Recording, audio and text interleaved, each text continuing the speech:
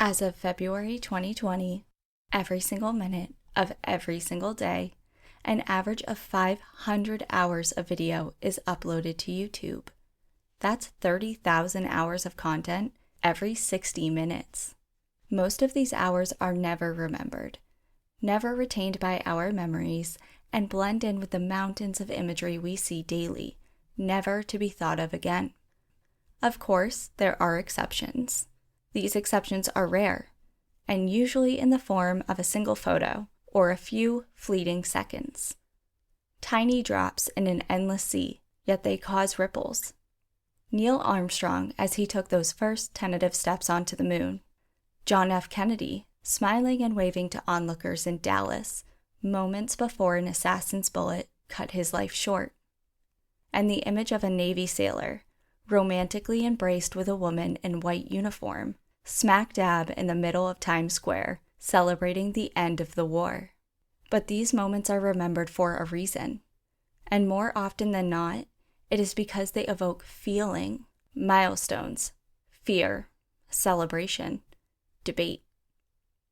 Did Neil Armstrong really step foot on the moon that day, or was it staged? Who pulled the trigger that killed the 35th President of the United States? And when George Mendoza took Edith Shane in his arms on August 15, 1945, was it consensual? Seconds, and in this case, 59 of them. That's all it took to keep people talking for years. In 1967, Roger Patterson and Bob Gimlin rode into Six Rivers National Forest in search of a legend. A legend that lingered on the lips of people from all over the world for centuries. Semakes, Yowie, Uren, Saskatel, Bigfoot. They are everywhere. And yet, they are nowhere. So many stories, but no proof. That is, until two men rode into the forest and came back with film that changed everything. Welcome to National Park After Dark.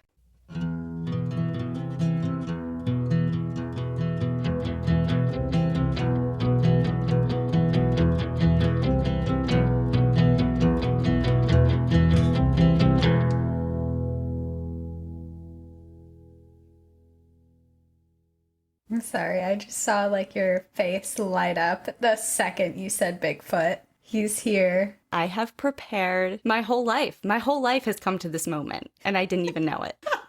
When I'm saying Danielle has wanted to do a Bigfoot episode on this show, I mean from before it even existed, she wanted to do it, and it's spooky season. It's Bigfoot season, I guess. It is time. Okay, welcome back everyone to National Park After Dark. My name is Danielle. And my name's Cassie. So like we kind of said in last week's episode for October, we are sticking with the spooky theme, cryptids, lore, hauntings. Last week we went to a bunch of different national parks and we went on some haunted hiking trails. And this week I know we are heading into the forest, but for a totally separate reason. We're finally doing a Bigfoot episode. I couldn't be more excited. My cheeks hurt a little bit from smiling in anticipation of telling you my research and my story. I'm telling you, the amount of times Danielle texted me and was like, I'm so excited for this episode. I'm so excited. And she's excited for other episodes, but she usually keeps it on the down low of exactly what she's doing. And this time I knew it was about Bigfoot. I'm really excited to hear what this is. I think I did a pretty good job about not disclosing exactly the direction I was going in, which was very difficult because I just wanted to tell someone. I mean, poor Ian, because we share an office. So every, 5 to 8 minutes, I turn around, I'm like, hey, you want to know something cool? He's like, what? I'm trying to work. It's important. It's about Bigfoot. I'm like, you are getting exclusive first sneak peek access and you're just gonna be annoyed about it. Just giving him shit. But so anyways, we don't have too much to talk about in the intro, but we do have one very special announcement, and that is the giveaway winner for the giveaway with the small businesses that we announced last week. Drum roll. Okay, that was a little obnoxious. The winner is Toby K, Tobikay. Congratulations, Toby, and thank you to everyone who participated. I couldn't enter my name. That would have been looked down upon. Though if you won, and it was people would riot. They'd be like, okay, what? What the fuck is this? This is rigged. So, yeah, I mean, the Freddy Krueger mirror, that wallet with the spider webs, the spooky nails, and the coffin ring. Everyone always asks me, where'd you get your coffin ring? And I go through Silver Ashes. She's the best. And she donated and made one of her very spooky coffin rings for a very lucky winner. And so I'm very jealous that the winner was not me. Maybe next time. Also, I guess while we're on the topic of giveaways, actually, for future reference, when we do giveaways, we will never be making a second account that says, so we had, for this giveaway, we had a person, we have no idea who, made a fake account claiming to be our second account and asking people for their credit card information, claiming that they're the winners and having them subscribe to something. For everyone to know, we are never going to ask for your credit card information for a giveaway, and we're never going to have a second account. And if we do have any other accounts that we're working with, they will always be tagged in our giveaway. So if it is anything separate from that, please do not talk to them, don't respond to them, please report them, especially if they're pretending to be an account that is associated with us, because they're not. Yeah, it was very disheartening to see, but it happens, and we just kind of wanted to nip it in the bud the best we could. There's not much we can do other than ask that everyone blocks and reports them, so just keep it up. We just don't want people taking your money. Yeah. Like, people were telling us that they're trying to take your credit card information, and we just don't want one of you guys messaging us and being like, hey, I just had my entire life savings stolen from me because of your giveaway. That would be so sad. I wouldn't be able to live with myself. Yeah, so please don't. So anyway, that's a really good point. Okay, giveaway is done. Sad. We'll have another one coming up. Maybe. Oh my God. Shouldn't have said that. Whoopsie.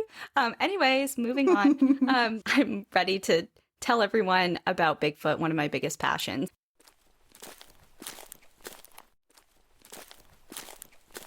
The main sources I used for this episode were Outside Online, National Geographic, the BBC, the Bigfoot Research Organization, and Wikipedia. And this episode is very long, and I got a lot of information from a lot of different sites, so the full list can be found in the show notes. Bigfoot crossings, air fresheners, mugs, statues, keychains are everywhere. Hell, there are even motels and coffee shops bearing Bigfoot's name, especially here in the Pacific Northwest. You can't visit a gift shop in the upper left of the United States without stumbling upon an "I believe" or "Bigfoot doesn't believe in you either" shirt. And while it may seem like Bigfoot is a new-aged craze, that couldn't be farther from reality. In the Sierra Nevadas of California, on the Tule River Indian Reservation, are a set of large pictographs. Dated anywhere between 3,000 and 1,800 years old, the Yukut people drew the gatekeeper to their spiritual world, the hairy man, alongside other animals like eagles, bears, beavers, and coyotes. They believed that the hairy man was a forest dweller, just like these other animals, and was to be treated cautiously if you were to ever encounter one. They believed if you were to see him, it was a very bad sign, as he was coming to take someone who was about to pass over to the other side. Other tribes, such as the Miwok, viewed him as a child snatcher, and in British Columbia, the indigenous peoples tell stories of Duzwanka, the wild woman of the woods. Most of the stories and legends we have from indigenous and First Nation peoples come from oral history, passed down from generation to generation. But as European influence cropped up in the historic record, so too did the accounts of strange creatures. Rachel Plummer was living in modern-day Texas in 1836 when her family's homestead was overtaken by a Comanche raiding party. She was held by the Comanches for 2 years, and once she was released, she described her time with the tribe. Among her various accounts, she describes the man-tiger, an 8 to 9 foot being which resembles a man but is not, whom the Comanche said they have seen on several occasions in the mountains. In the 1840s, Reverend Elkanah Walker was on a mission trip in Washington, roughly 25 miles northwest of where present-day Spokane is. He was visiting the Spokane tribe and kept a lengthy journal. In it, he writes, quote, "They believe in a race of giants which inhabit a certain mountain off to the west of us. This mountain is covered with perpetual snow. They, the creatures, inhabit the snow peaks. They hunt and do all of their work at night and are man-stealers. They come to people's lodges at night when the people are asleep and take them and put them under their skins and to their place of abode without even waking the others. Their track is 1.5 feet long. They steal salmon from Indian nets and eat them raw as bears do. If the people are awake, they always know when they are coming very near by their strong smell that is most intolerable. It is uncommon for them to come home in the night and give 3 whistles, and then the stones will begin to hit their houses." End quote. In more recent times, sightings have definitely persisted, and if I was just going to sit here and list the sightings and reports and accounts, we would be here literally for days. So I took a couple of them that happened in national parks, and I'm going to highlight a few for you. Oh, are they all in the Pacific Northwest? No. Oh, okay. But we're going to start there, of course. Of course. In 1924, a group of gold prospectors told a tale of an encounter with a group of bipedal hairy apes who threw rocks and boulders at their camp in a narrow gorge on the east side of Mount St. Helens. This area is now known as Ape Canyon within Mount St. Helens National Volcanic Monument. So right where you just were? Yes. Did you know this story when you were there? No. Of course not. Now you're like, I have to go back. In 1981, an ex-soldier witnessed a black, red-haired hominid animal walking upright and striding quickly away from him on a mountain slope in China's Shenanjia National Park. The infamous Ohio Howl was first recorded in 1994 in southern Ohio, a series of vocalizations alleged to be Bigfoot. Nearly 20 years later, 50 miles away in Cuyahoga Valley National Park, a visitor captured an eerily similar vocalization near Hemlock Point. In 2016, a man camping in Royal National Park in New South Wales, Australia, locked eyes with a tall, hairy creature standing on a rock overlooking a ledge before turning and walking back into the bush. In June of 2019, a man camping in Mammoth Cave National Park fired at a creature he identified as Bigfoot after he claims it destroyed his campsite, and we talked about that in our second episode ever. I remember that. He was on the hunt for Bigfoot that day, though. Remember him and his son? Yeah, they were specifically out there for that reason. Mm-hmm. Wasn't it nighttime, too? It was, yeah. And then they woke up the other couple and said that a Bigfoot was coming and he was going to go after it. Yeah, and that couple was like, okay, sure. Yeah, like, I'm nervous and I want to leave now. Not because of Bigfoot, but because of you. And then in 2000, a foul-smelling creature was spotted lurking through the sawgrass of the Florida Everglades. Reports pour in from all over the globe every single year. In the United States alone, over 10,000 people have described personal encounters with Sasquatch over the last 50 years. Of those, about 1/3 of them occur in the Pacific Northwest. Hey, hey. And today, that is where our story is going to take place. I'm so excited for this and for you. I know how excited you've been for this episode, and I'm really excited to learn about Bigfoot. Yes. And just to preface this, if you have not seen the Patterson-Gimlin film, pause and go watch it. It's 59 seconds. It's on YouTube. You need to see it to understand the episode. Well, you don't need to see it, but it will definitely help. So, great, you watched it. Let's go. Six Rivers National Forest was established in June of 1947 and is located in the northwestern corner of California. Less than 2 hours to the east of Redwood National Park, this national forest comprises over 1 million acres and has over 360 miles of rivers, with old-growth forests and endless opportunities for camping, hiking, and fishing. In the 1950s, Six Rivers National Forest was bustling with loggers. Lumber production in Humboldt County, California was on the rise, and the demand for timber was met with an increase in logging. A man named Jerry Crew worked for the Granite Logging Company and the Wallace Brother Logging Company at the time, and was on a work assignment deep in the forest by Bluff Creek.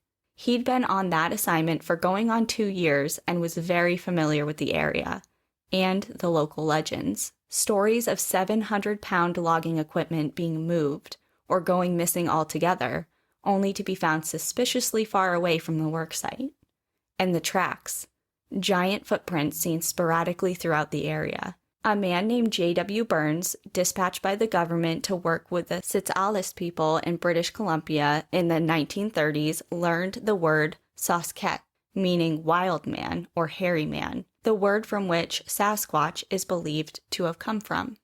Lumberjacks have been telling tales of Sasquatch, mysterious forest dwellers, for years. And a few months earlier, in a local newspaper, it had run a story about a 1947 incident that spoke to the mystery of large footprints found sunk deep into the sand.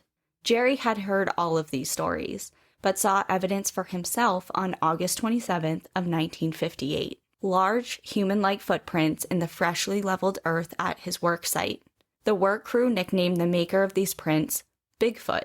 2 words. Word made its way back to civilization, and the story was picked up by Andrew Genzoli of the Humboldt Times. The journalist wrote an article about the story, and then after seeing its popularity soar, he continued with a column dedicated to Bigfoot. Bigfoot was born, and word spread like wildfire as the Bigfoot sensation caught the attention of people near and far. And one of those people was Roger Patterson.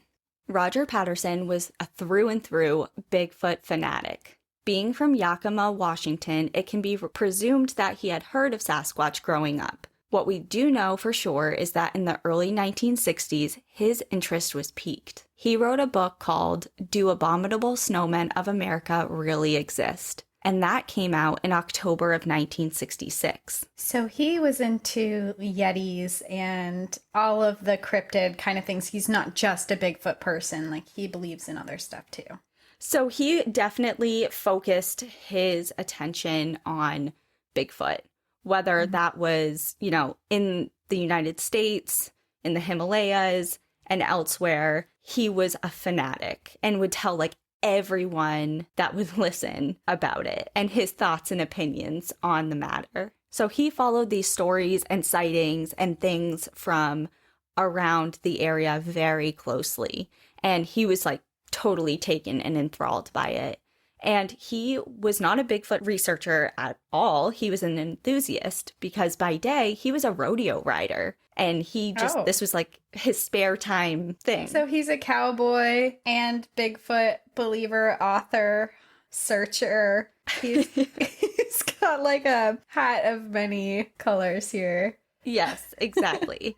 So he wasn't shy about these beliefs at all. Like I said, he talked to anybody that was willing to listen about it. And one of those people was Bob Gimlin. So Bob was born in Missouri but was raised in Washington. He left the state to serve in the military, and after 2 tours in the Korean War, he got into a serious car accident and recovered in California for a couple years before he came home to Yakima, Washington. He was a rodeo man as well, and he was quite the daredevil. By the age of 35, he had children with his first wife before divorcing and remarrying his eventual long-term wife named Judy. He lived a very simple life on the ranch. He raised and trained horses. That was his passion, his work. He was a horse guy. But what he wasn't was really close friends with Roger.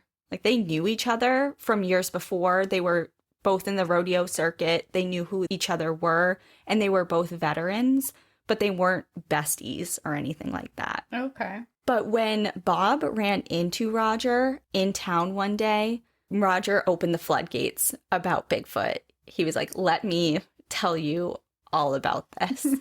He even went into his truck and pulled out a plaster cast of a Bigfoot footprint that he was just carrying around. I mean, I can just imagine just running into this guy and he's like, so-and-so, Bigfoot, he exists. Hold on one moment. I'm just going to grab something real quick. And he grabs this huge footprint and he's like, look. People are like, oh, right, I'm just grabbing groceries. Thank you. Literally, they were at a gas station. They were at the Union service station. And he was like, okay, great. So he didn't play into it, but he didn't totally dismiss his, acquaintance either. He didn't want to be rude.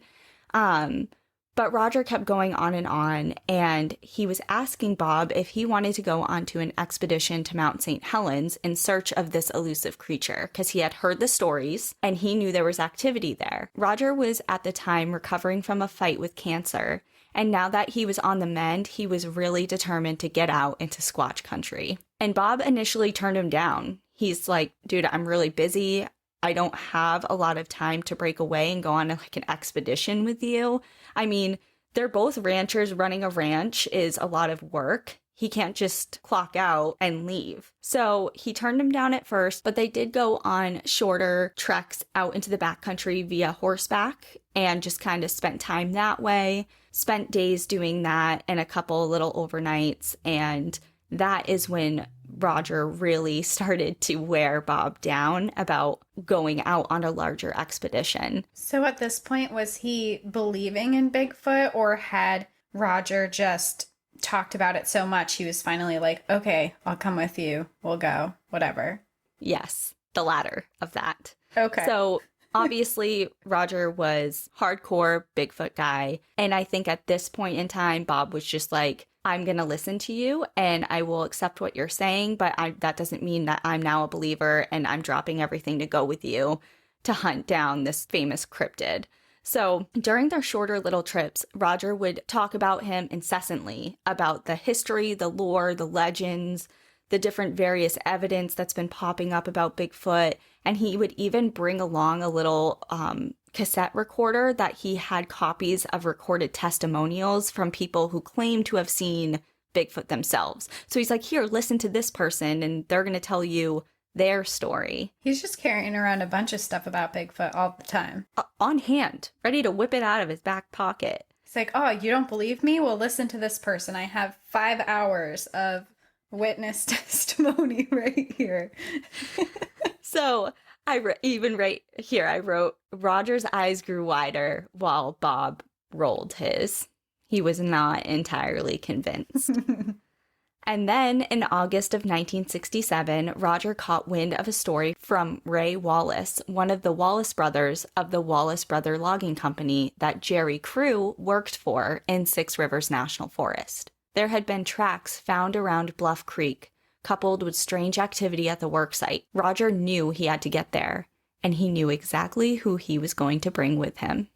So in early October, the two men loaded up Bob's truck and horse trailer with all of their equipment for an expedition into the forests of Northern California. They brought their riding horses and a pack pony to carry all of their gear. Roger rented a 16mm Kodak for their trip and filmed their travels.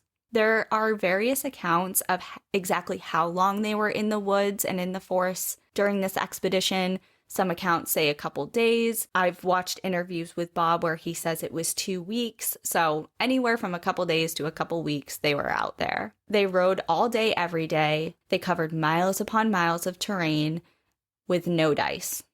Lots of pretty colors, fall colors, beautiful, but nothing of note, no Bigfoot. But on the last day of their trip, the two decided to explore Bluff Creek one last time. The area was at the very least half a day's ride from the nearest sign of civilization. It was early afternoon, just before they were going to turn back to head home, when it happened. The two men were riding through the forest as the sun filtered through the trees, illuminating the fall leaves with bursts of yellow and orange. Roger was in the lead, with Bob taking up the rear, leading along their little pack pony. As they rounded the bend, around the upturned root system of a large, fallen tree, which had gathered debris from the creek, their horses reared. Both men's horses, along with the pack pony, started backing away, trampling their feet and fussing, clearly startled and upset. Bob worked to steady his horse and looked up to see Roger scrambling in front of him, reaching into his saddlebag to retrieve his camera, dismounting his frightened horse, and yelling, "Bob, cover me," as he began to maneuver around the uneven creek bed. He had begun rolling the film moments after grabbing it, and the beginning of the film is blurry in his shaky hands as he maneuvered close, less than 100 feet away from his subject. What is now known today as the Patterson-Gimlin film actually has 5 minutes of content, but it is mostly footage of the forest, panning scenes of large trees, dense forests, and creek beds as the two men rode their horses throughout the wilderness. What counts is the final 59 seconds. As the picture studies, clear as day, you see it. A large gorilla-like figure covered head to toe in dark brownish-black hair, walking upright on two legs. Legs which look strikingly human, except for the way in which they moved. The gait is like ours, just not quite. Its long arms were swinging with every long stride as it moved from the men covering ground quickly. And then it turned. Just a glance over its shoulder, mid-stride. Half a second. A minuscule moment in time that has since been immortalized, frozen forever, in a signature turn. And I say it, but maybe I should clarify. What I really mean to say is she. Because as the creature turned, its head swiveled back on its short, muscular neck to cast a backwards glance at Roger and Bob, its chest turned slightly towards the camera to reveal breasts. It was a she, and they named her Patty. Just as fast and unexpectedly as it had happened, it was over. She disappeared forever into the trees, and the two men were left stunned. After gathering themselves and probably coming down from one of the biggest highs of their lives, they made their way home. Now Roger and Bob were no film buffs at the time. They were rodeo men from Washington.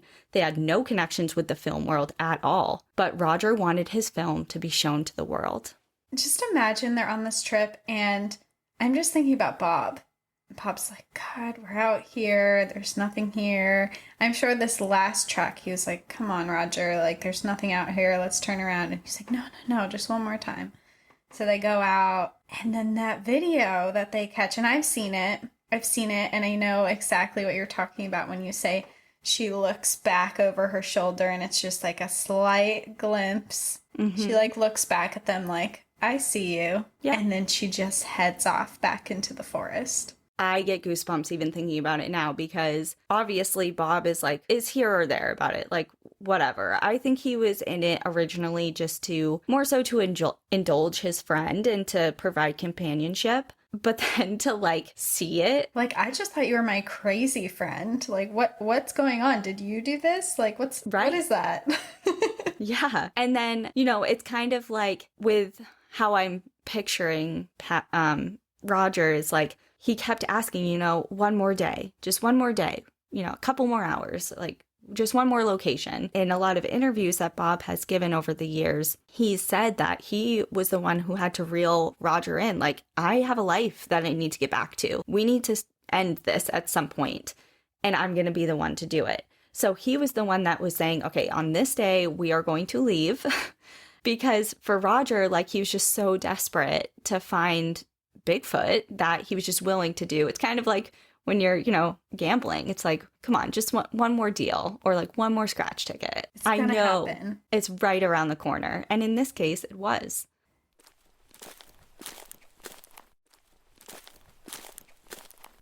So when they arrived home to Yakima, they had the film developed and it was brought to the University of British Columbia for examination and was immediately shot down by the professors. They deemed it as a fake right away.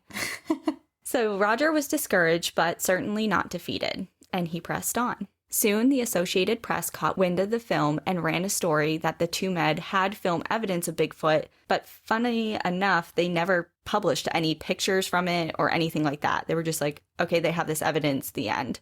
So that didn't really go anywhere at all. They probably thought it was fake, too, and they're like, this will make a good story, but we don't want to post the video because it's clearly fake, but we want people to read the article. Yeah, so that was kind of a flop. Nothing really happened from there. And then in early 1968, Life magazine caught wind of the story as well. But prior to running a story on it, they wanted to see it. They wanted to see it for themselves. So they flew Roger and Bob to New York to meet with them, along with representatives from the American Museum of Natural History, as well as zoologists from the Bronx Zoo. So this whole team was going to review and examine the film before it was ever run in the magazine. Unanimously, the entire team deemed it fake, and Life said no thank you and never pursued it as a story. Wow. Rejection after rejection. So they caught a break with a man named Ivan Sanderson. He was a British biologist who is recognized as one of the founding fathers of cryptozoology. And for those who are not familiar with the actual definition, I got the fancy definition from the Merriam-Webster dictionary. So it is the study and search for animals, and especially legendary animals such as Sasquatch, usually in order to evaluate the possibility of their existence. He had heard of this film and was a fan pretty much right away. He believed in it, but more so he believed in its potential, and he connected the men with Argosy magazine, who ran the story in April of 1968. All of this anticipation for not much turnout. There was not much of a response either way about the story, and it wasn't the outcome that Roger was hoping for, so he was a little let down. A lot of build up for not really much of anything. At least have an uproar of like, it's a fake versus it's real. And then it was just kind of like. Well, he's such a believer too. And he's so passionate about it. He's like, finally, someone's listening to me. And then no one's paying any attention to it. They're like, just another crazy story, whatever. Don't care. Mm-hmm. So finally, he got his break. The BBC contacted Roger and expressed their desire to show the film. But back in the 60s, they weren't the BBC that we know now. They weren't that well funded, and they needed money for licensing. So they were asking him, a rodeo man from Yakima, Washington, for money to help fund the licensing to show his film. So Roger made a deal with them. They could have the footage if he could have the film that they created with the footage. Roger took what they provided after they put it all together, and he filmed an additional couple of scenes about him speaking about the trip and his thoughts and theories on Bigfoot in general. And the final product is dubbed Bigfoot, America's Abominable Snowman. So it was like an actual film. It's not just the 59 seconds of footage that he caught. Is it like a documentary? That's a great question, because from what I can tell and all the research I got, you can't just access this film anywhere. There are a few copies left. One copy resides at the International Cryptozoology Museum in Maine, but it's only shown for research purposes. Like, you can't just go and rent it somewhere. Weird. Why? Very weird. I'm not really sure. Like, there's a lot of weird... I think it has to do with like licensing and rights and things like that. So at this point, Roger is thrilled, but there was a problem. Bob was being pushed out of the picture almost entirely. Their friendship was torn apart as Roger partnered with his brother-in-law to bring the film on a national tour. The film would show in small theaters around the Pacific Northwest. Roger presented talks and spread the word to the world about his film, his experiences, and his theories. It was his hope that a national tour would raise money to help fund a bigger expedition back to Bluff Creek. The three men, so Roger, Bob, and Roger's brother-in-law, took equal shares to the rights for the film. But after a lot of back and forth legality-wise and feeling really pushed out of the picture, Bob ended up selling his portion of the rights for less than $10. How much was it worth? I don't know. A lot more now, I'm assuming. But yeah, I'm like, $10 for this. For something that has gone down in history as the most famous supposed Bigfoot footage of all time. Yeah, I mean, I can remember watching this in high school. So 5 years pass, and they don't speak to each other at all. And then in 1972, Bob was summoned to Roger's bedside. His cancer had returned, and he was very, very sick. Roger apologized to Bob for the way that he treated him, and they made grand plans to return back to California to search for Patty or another of her kind. They never had the opportunity to do so, as Roger passed away the very next day at the age of 38. So young. So young. That's really sad. So at this point, Roger is gone.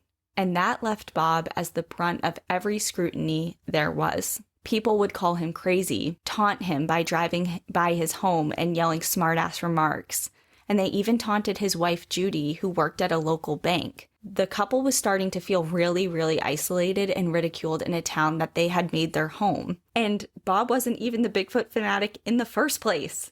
I was going to say, he didn't even believe in it. He just happened to be there when this whole incident happened. And he sounded like he just wanted to go on some expeditions and some adventures. And he was like, sure, you look for whatever. I'm here out in the wilderness for fun. And we'll learn over time that, he did change his mind. That experience changed everything for him. But he was not expecting this type of backlash and was not prepared to be harassed in the way that he was, especially now that his partner in crime is gone. It's just him. People are so rude. Like, why would that be a reaction to like they go to someone's house? I mean, there are tons of stories, and he says a lot of the occurrences in interviews and stuff, but, they would be at home having dinner, and then someone would like screech past their house and like burn out near their driveway and like yell at him like, hey, let's go find Bigfoot, like just being so rude.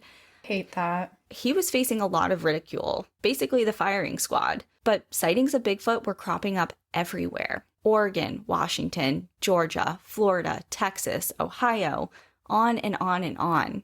But for years, Bob wanted no part of the Bigfoot world. Through his experience, he had been a skeptic turned believer, but he didn't expect others to accept Bigfoot's existence just by seeing the film and taking his word for it. Because if the shoe was on the other foot, he wouldn't either. Seeing is what made him believe. So he kept in the shadows for years, until 2003. After the urging of Swiss researcher René Diadin and Russian author Dmitry Bayanov, he appeared at the Willow Creek International Bigfoot Symposium in California. It's there that for the first time in 35 years, he spoke publicly about his encounter. You could have heard a pin drop in that auditorium as people sat silently, staring at the Bigfoot believers' equivalent of being in the presence of the Pope. He was and still is a god among men to those who believe in Sasquatch.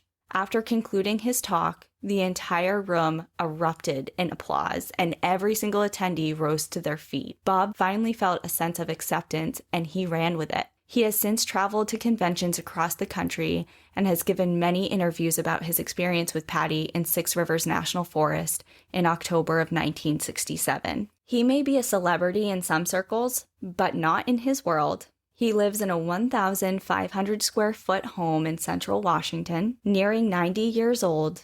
He tends to his horses and to his garden and lives a relatively quiet and simple life. The Patterson-Gimlin film changed his life, tore it to pieces, and then put it back together again.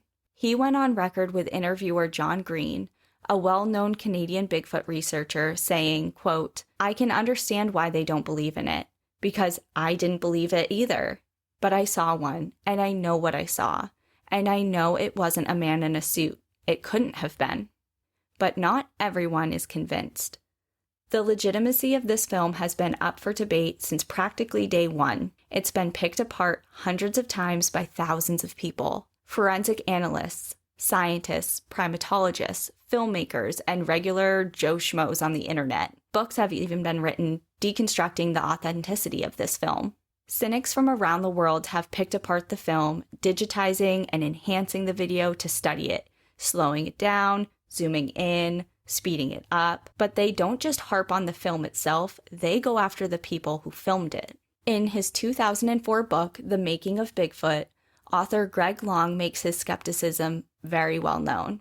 He points out two men, Philip Morris and Bob Harmonius. In the early 2000s, Morris claims to have sold Roger an ape suit, while Harmonius said he is the one who wore it. The problem with this? There is no evidence of their claims. They never produced anything, no receipt of sale, no photos of the costume, or evidence that it ever existed in the first place. I would think that if you're going to make a claim as big as this, you would have some sort of proof to back it up. And why are you waiting until the 2000s to do it? It sounds like someone trying to get attention to me. Like, were they even in the area? Yes, okay. But they have no proof. It's kind of just, one man's Like, they don't word. have a Bigfoot costume, ape costume in their garage somewhere. There's no receipt. Why were they? And you said it was half a day horseback ride to get to this location. They were just hanging out in the woods waiting for Bigfoot hunters to see them, and then did a little look back before they headed into the woods. Like, it just... That seems really far-fetched. Unless they're saying they conspired with these two men, which really doesn't seem likely because they're very much... Bob's life has been ruined. You'd think he'd be like, okay, I made it up. Like, please leave me alone at some point if he had hired someone. And that's such a valid point, because for Patterson, he passed away, within a year or two of this whole thing really starting to blow up. And he was a Bigfoot fanatic through and through. Like, I'm not sure if he would have ever admitted that he was to blame or he did it himself and made the whole thing up and it was a big hoax. But you have such a valid point. Bob is here and under all of this scrutiny for years of his life. And why would he never just come clean and kind of just wipe the slate clean? It's just that's a really good point. So as far as the ape suit goes, people who believe are really quick to point out how it just couldn't be one. First, for 1967 standards, if this was a suit, it was the best ape suit on planet Earth. Most ape suits of the time were not nearly as detailed, well-fitting, and realistic. Like, if you look back, if you type in, like, ape suit or ape costume of, the 60s and that time frame, they do not look anything like what is on this film. So people are like, all right, well, why is there such a big difference in the quality of the suit if just regular Joe Schmo sold him a suit? And there's another very interesting thing. If you were to buy an ape suit at the time, you'd receive one, all right. They existed, but none of them ever had breasts like Patty did. Yeah, they didn't think of apes as women. Like, if you were going to get a suit and dress up as an ape, it was going to be a male ape. It wasn't going to have big breasts on it. I mean, as a Halloween costume or whatever, it wouldn't be like, you want to be a girl? We're just going to put some open breasts out here for this hairy ape costume. Like, that just doesn't seem, especially for the times, super appropriate for someone to be walking around with. But on the other side of the fence, there are those that think it's a hoax, and they point to Roger, that he was the one who was obsessed with Bigfoot before his venture into the woods, and that he could have easily made one himself. How would he make one? Does one just know how to make an ape suit? I don't know. But they say he's a rodeo guy. He's not a sewer or a Hollywood costume maker. Designer. Yeah. I have this garage full of ape suits that I hand sewed out of sheep wool. Yeah, I don't know. It seems far-fetched, but I guess we don't know. All in all, I guess it's also coming from two people who actually believe that Bigfoot might be out there. So we're like, none of this makes sense. Of course it's real, where other people might be picking it apart a little bit more than we would. It's just funny because, like you just said, it's coming from two people. One, which would have laid down his life to say he knew that Bigfoot was real, and the other one who considered the possibility. So it's just odd because that one fact, believers are going to say they're on their side as far as seeing it and believing it and whatever. But skeptics are like, well, it's because you believe in Bigfoot that this has to be a hoax because you want it to be real. So they can't win really either way. Roger kind of, just from the way you've described him, he kind of comes off to me as someone who believes in Bigfoot so much that he wouldn't taint the name in that way. Like, he was super desperate to find him and was off doing all this stuff. But he doesn't feel like someone that would make it up to make it real. Like, he was out doing so much research, and he's like, he has these testimonies, he's got footprints, he's out searching all the time, and it feels like if he wanted to make this fake and make it seem real, he could have done it a lot sooner than he did. And it just feels weird because it doesn't feel like that he would try and make this fake thing because that would ruin the legitimacy of it being real when someone else came forward with it. Yeah, I mean, I have very similar feelings when it comes to that. But like I mentioned, this film has been picked apart. There have been numerous scientific studies regarding the Patterson-Gimlin film over the years. And there seems to be kind of three categories of thinking regarding this footage, which is belief, disbelief, and just plain unsure. Like, people could go either way. I'm just going to go through a couple of notable people who have made comments on the film. So we have Bernard Heuselmans, who is a zoologist and another prominent figure in cryptozoology, and he thinks that the creature in the film was a man in a suit. And he said that the hair flow pattern is just too uniform, meaning that it's not as messy as would be expected for a wild non-human primate, and almost looks like too groomed to be real. And he also says that the behavior of the creature in the film is oddly calm. Next, we have John Napier, who is a primate expert and was once the director of the Smithsonian's primate biology program. And he has gone on record to say that he does believe in Bigfoot, but that he does not believe that the film is legit. And then on to the people who are kind of unsure. They can point to qualities within the film that land on either side of the fence in their minds. So Esteban Sarmiento is a physical anthropologist specialist at the American Museum of Natural History. He has over 2 decades of experience with working with wild apes, and he says, quote, "I did find some inconsistencies in the appearance and behavior that might suggest a fake, but nothing that conclusively shows that this is the case." And then there's Jessica Rose and James Gamble, who both run the Motion and Gait Analysis Lab at Stanford University. They conducted a high-tech human replication attempt of the gait of the creature in the film, so Patty, and said that some aspects of the creature's walk had been replicated successfully within the lab, but not all of them. And then we have Dale Sheets, who was the head of the documentary film department at Universal Studios.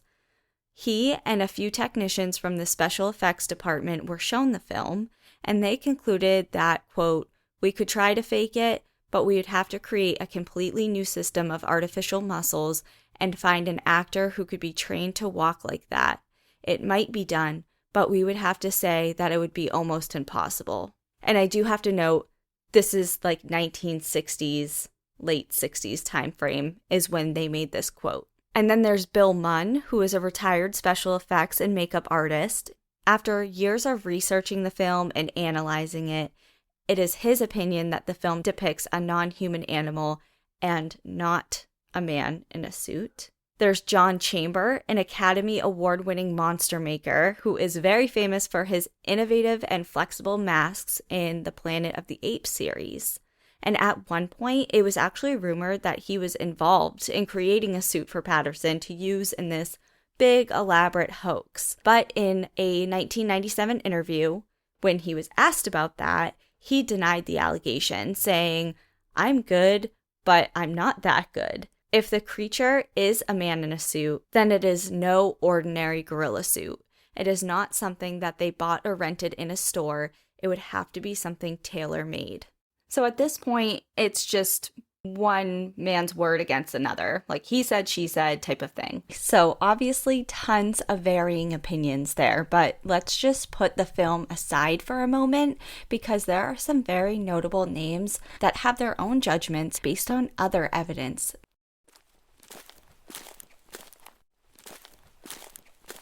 In a 2002 interview, one of the world's foremost experts on chimpanzees, globally renowned primatologist Jane Goodall, gave us a glimpse into her own thoughts on Bigfoot.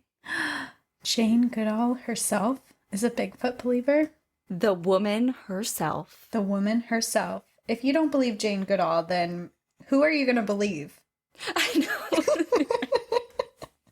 So she was giving an interview, and the interviewer asked, "Do you believe if there are any undiscovered large ape species?" And she responded, "You're talking about Bigfoot or Yeti or Sasquatch." And the person says yes and kind of laughs. And she says, "You'll be amazed when I tell you that I'm sure they exist. I've talked to so many Native Americans who've all described the same sounds, and 2 who have seen them. There was even a tiny little snippet in the newspaper just last week that said British scientists found what they believe to be a Yeti hair, and that scientists at the Natural History Museum in London couldn't identify it as any known animal."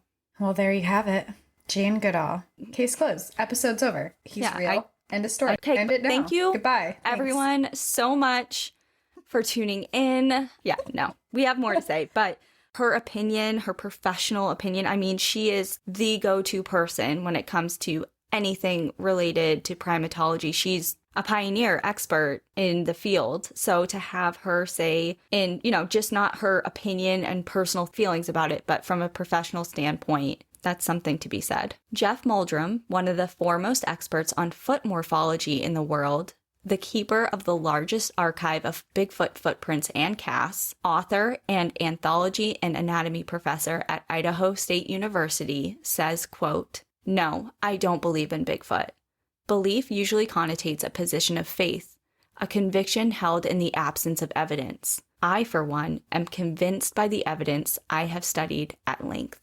There it is. Another scientist saying that it's real. Plaster casts of Bigfoot prints seem to be a dime a dozen. They are everywhere, flashed in magazines and newspapers, people holding up plaster casts next to their face or putting their foot next to the plaster cast. So with so many of them in so many different places, there are bound to be fakes. But there's one feature of a print that is very difficult to impersonate: the mid-tarsal break. And to be thorough and fancy, this was first recognized in 1935 and has been characterized as the dorsal flexion in the sagittal plane occurring at the calanocuboid joint of non-human primates. So, okay, the English version? In layman's terms.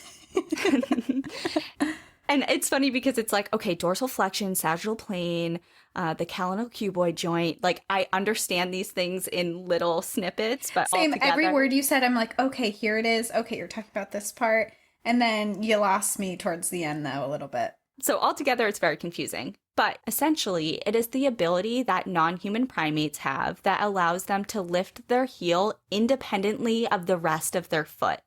So there is quite literally a break midway through their foot. Humans have a more rigid foot, while non-human primates have a more mobile mid-front that is adaptive for tree climbing. And some of the more... on my toes. You have prehensile toes. I can stand on my toes like they're knuckles and they can like hold on to things. It's an adaptation. We'll all get it one day, but I'm you just have little ahead monkey of the feet. time.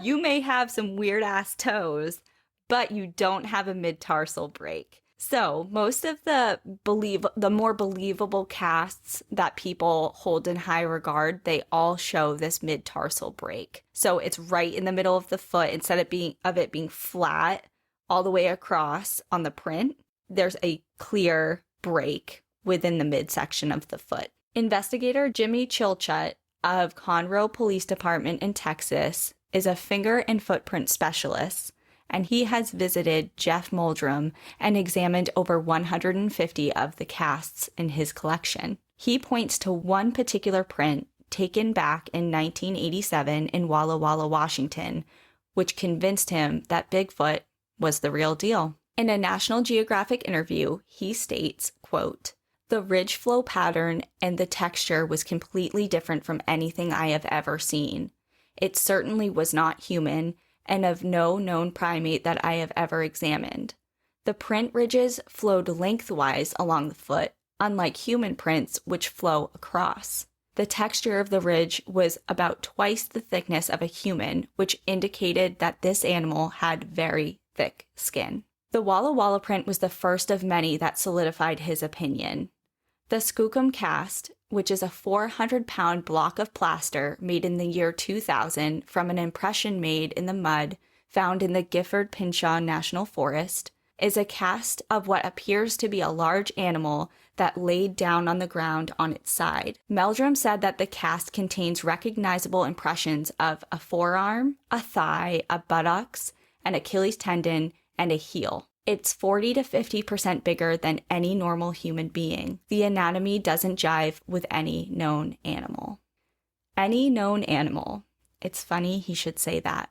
It may seem like we have conquered all of planet Earth, and in some ways we have, but despite the sprawling suburbs, cookie-cutter neighborhoods, and endless strip malls, there are still corners of our world that remain unexploited and largely unexplored, and within them, species live and thrive without acknowledgement from humans. That is, until they're stumbled upon. We are all very well aware of the alarming rate at which we are losing species, but we also add new ones as well. As of June of this year, 7 new species of animals have been discovered, and depending on if you count microbes and how you classify those, scientists estimate a huge amount of our planet's biodiversity has yet to be found at an astonishing 86 to 99%. Wow. Is this including the ocean? Because I think the ocean Yes. is, I forget what the percentage is that's been explored, but it's extremely low. Yes. I think I don't know who said it and when, but I remember learning that we know more about our solar system than we do about our own planet's oceans, which says a lot because we don't know shit about space. So, Yeah. so depending on if you're counting like tiny little microbes, it's not like, 86% of, the world species aren't huge animals, but they're still species that we just don't know about yet. And let's go back to Jane Goodall, our girl. So when she mentioned it, at the time, the unidentified hair, so that interview was back in 2002. So at the time, they had this unidentified hair and no one knew where it came from and they thought it was a Yeti. So in 2013, further DNA tests on that hair sample which came from two unidentified animals, one from northern India and one from Bhutan, were performed by Oxford University's genetic professor, Brian Sykes. He found that they both matched an ancient polar bear. It is his opinion that Bigfoot is a real biological animal and that it's a polar bear brown bear hybrid, which no one has yet to see alive. The hairs were a 100% match with a sample from an ancient polar bear jawbone that was found in Norway that dates back to between 40,000 and 120,000 years ago, which is when the polar bear and the brown bear were very closely related, but they started to begin to separate into different species. So the two species today are still genetically closely related and are known to interbreed when their territories overlap. And he goes on to say that he doesn't mean to give the impression that there are ancient polar bear, brown bear hybrids wandering around the Himalayas.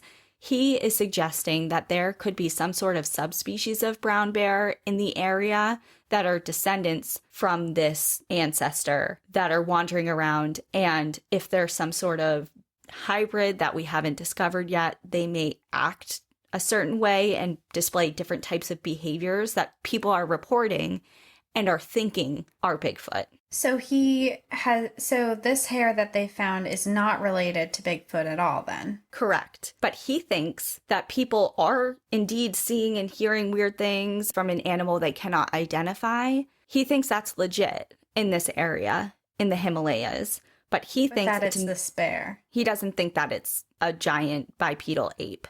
He thinks that it's this bear. So there's the unknown. And then there is the rediscovered. Species that have seemingly come back from the dead, thought to have gone extinct long ago, only to pop back up again. Take, for example, the coelacanth.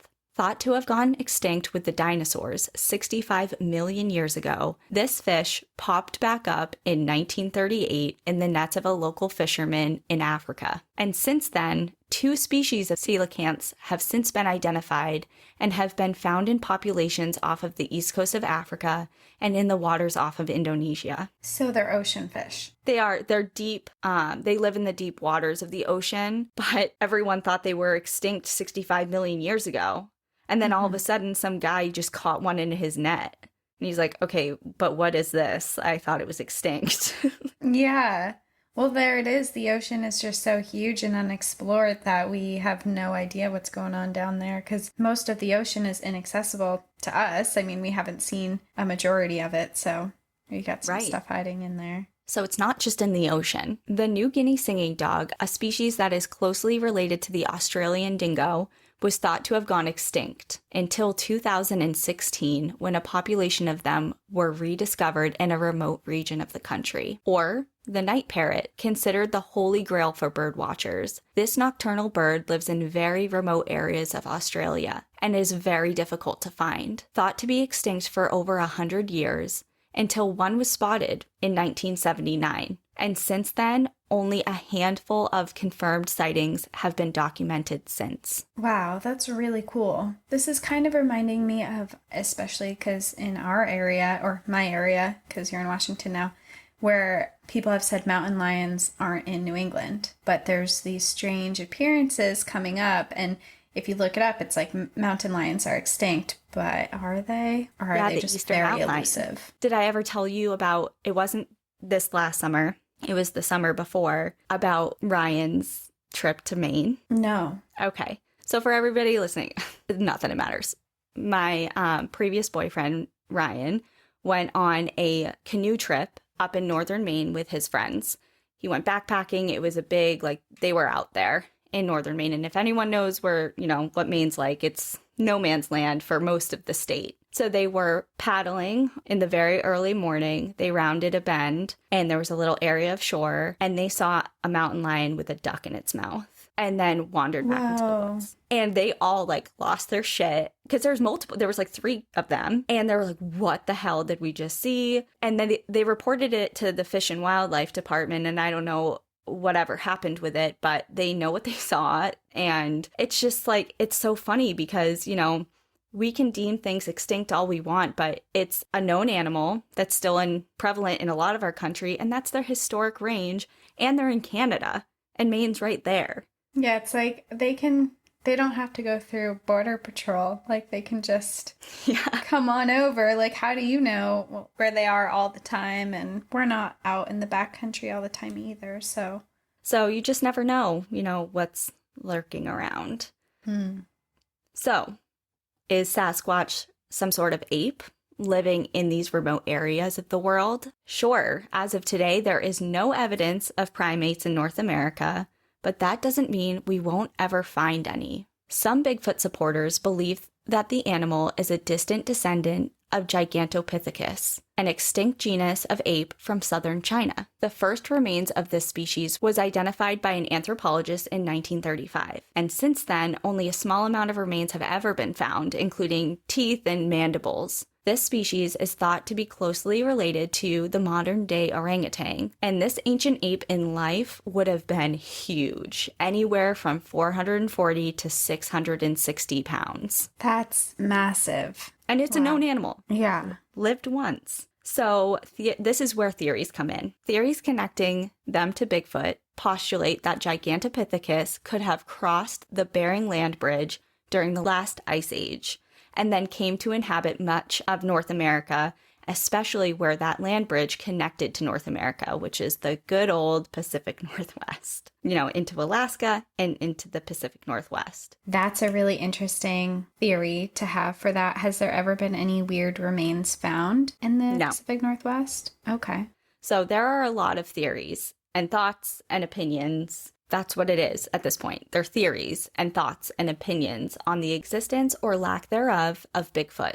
And same goes with the Patterson-Gimlin film. Arguments against the existence of Bigfoot point to the elephant in the room. If there is such thing as Bigfoot, why do we have no body? Believers are quick to fire back. Nature devours the dead. Even remains of known elusive animals like bears or cougars who pass from natural causes are very difficult to locate, even when we know that they are around. So the question remains, is Sasquatch real, or is it just a character in ancient stories, passed down over the decades in a real-life game of telephone, becoming more and more elaborate with each passing generation? Was it once real, witnessed and encountered by ancient peoples, but maybe just in small numbers, and they have since died out? Or is it living, breathing, and existing right now as we speak, keeping hidden and tucked away the best it can in a world rapidly encroaching on what was once their home? Years after he reported Bigfoot activity in Northern California, Ray Wallace, who partially inspired Roger Patterson to venture into the forest that fateful day, was an old man in the early 2000s. And it was then that he admitted to making his portion of the Bigfoot story all up. Ray never went public about his time as a hoaxer, and he has since passed away. But his family finally came clean to reporters after his death. They said that when Ray heard of talk of Bigfoot up where his logging company was working, he milked it. When Jeff Muldrum, the anthropologist with the big Bigfoot cast collection, learned about Ray falsifying Bigfoot evidence, like how he created his own homemade 16-inch wooden feet to tramp around the worksite to prank his coworkers. That's dedication. That's dedication, and that reminds me of Harry Truman. Yes. Who did that to get guests and visitors. Yeah, to get them to hang out. I remember I read about someone who did that down in Alabama. They made these big feet and they would stomp around the woods down there years ago, and people were claiming to see these footprints, and then it turned out that it was some guy who was just putting on these feet and walking around to mess with people. This has nothing to do with the end of the story, but it reminds me, I have no idea where it was, and it was a few years ago at this point, but I'm pretty sure someone dressed up as Bigfoot in like a ghillie suit,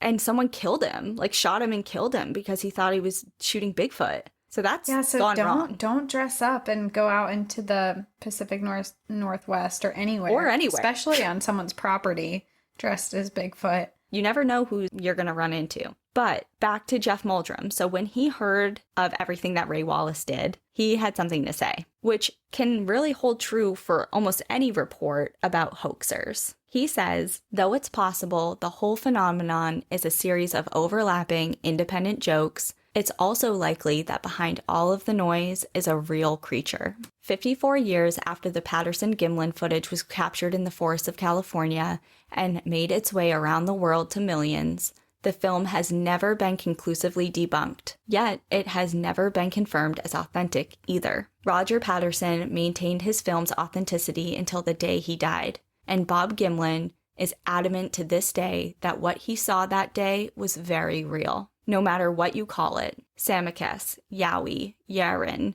Saskatow, Grassman, Skunk Ape, Orang Pendek, Yeti, Mogollon Monster, Skookum, Fok Monster, Bon Manouche, Sasquatch, or Bigfoot. No definitive proof of these creatures has ever been presented.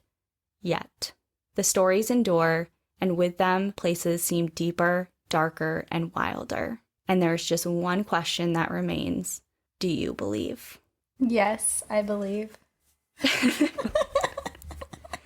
I tried my very, very hardest to make that episode as in the middle of the road as I could. Unbiased, presenting just this is what this side says and this is what the other says without interjecting my personal feelings. But I believe, and I always have.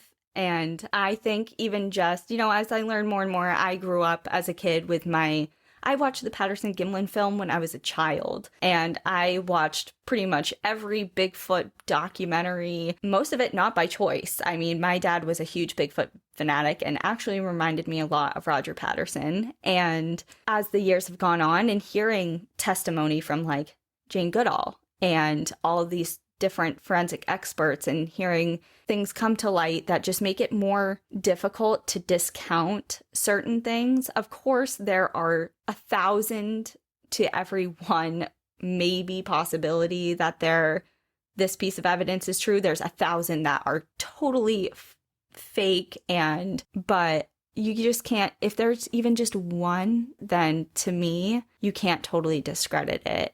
And I just really hope that this episode made people think.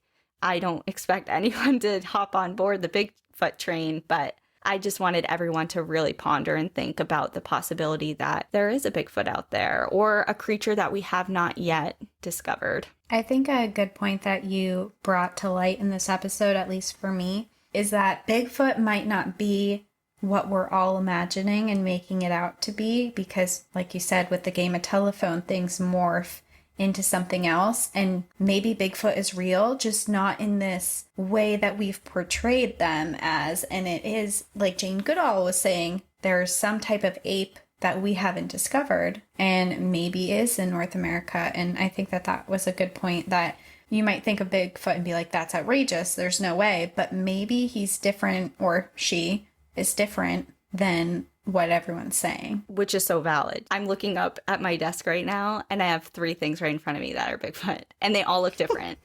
And one of them is signature Patty pose. The other is the sign we got when I was in the Badlands, and then a little keychain ornament thing. Can you please post the picture of you in the world's largest Bigfoot for our Instagram photos?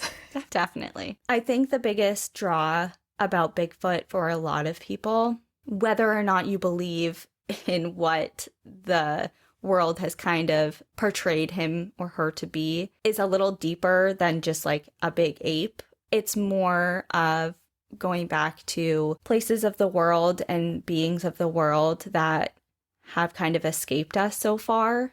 because we really do think that like we're the end all be all of the planet and we know everything and we have eyes on everything, and that's just not the case. And I think for a lot of people, it's very intriguing and comforting almost to know that there are things out there that we don't know about and that just live their lives untouched by us. And it's kind of like romantic in a way for a lot of people who love the natural world. I was going to say, I think one of the draws about Bigfoot is how elusive that it is. And it's almost it's this mythical, magical creature that might actually exist. I think that it's definitely a big draw because of that. So that's it. That's all I have. And I told Cassie while I was researching this, I was putting a limit on myself and pulling in the reins because I could just go on and on and on. There were so many articles and so many avenues that I could have gone with and covered. And that just means we'll revisit the Bigfoot topic in another episode in the future. But for now, I wanted to focus on just the broad strokes. And that was our introduction to Bigfoot for National Park After Dark, at least. And I hope everyone enjoyed it. Well, I'm really stoked that you visit Bigfoot for spooky season, and thank you for bringing him to our show because it has been a long time coming, and I know that you've been bursting at the seams to find a reason to bring him up, and I just think October right now is the perfect time for him to make his appearance on our show. All right, everyone. Well, that's it for this week. We will see you next Monday. In the meantime, enjoy the view. But watch your back. Bye. Thank you so much for joining us again this week. If you have a trail tale or story suggestion, send us an email at npadstories@gmail.com. Follow us on Instagram and Facebook at National Park After Dark and Twitter at NPAD Podcast. Come hang out with us on Patreon for monthly bonus episodes and exclusive content. Okay, and remember, when you support our sponsors, you are supporting our show. For our exclusive discount codes, along with source information from today's episode, check out the show notes. For more information on our show, our book recommendations, merch updates, and more, visit our website at npadpodcast.com. And please rate, review, and subscribe from wherever you listen to podcasts.